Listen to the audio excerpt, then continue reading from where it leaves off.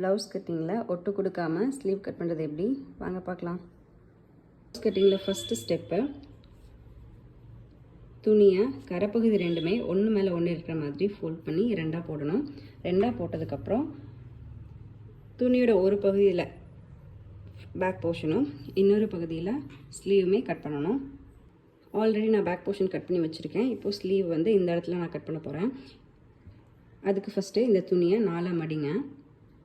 இந்த பக்கம் ஃபோல்டட் போர்ஷனும் இந்த பக்கம் ஓப்பன் பார்ட்டுமே இருக்கிற மாதிரி வச்சுக்கோங்க.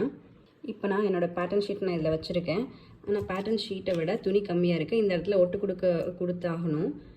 அதை அவாய்ட் பண்ணுறதுக்கு நான் சொல்கிற டிப்ஸை ஃபாலோ பண்ணுங்கள். துணி பத்தலை அப்படின்னா இந்த இடத்துல ஸ்லீவ் கட் பண்ண வேண்டாம். அதுக்கு பதிலாக துணியை ரெண்டாக விரிச்சுக்குங்க.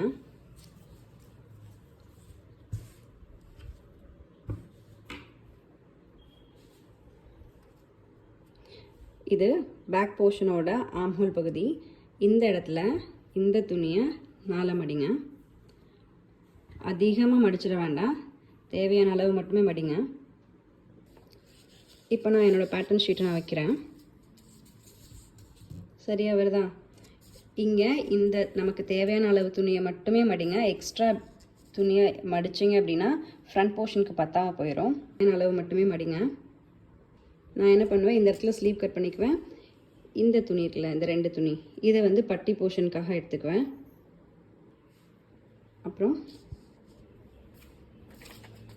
இந்த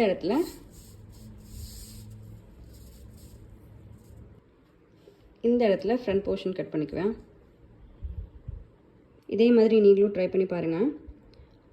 இந்த டிப்ஸ் உங்களுக்கு பிடிச்சிருந்ததுன்னா லைக் பண்ணுங்கள், மறக்காமல் சப்ஸ்கிரைப் பண்ணுங்கள். தேங்க்யூ.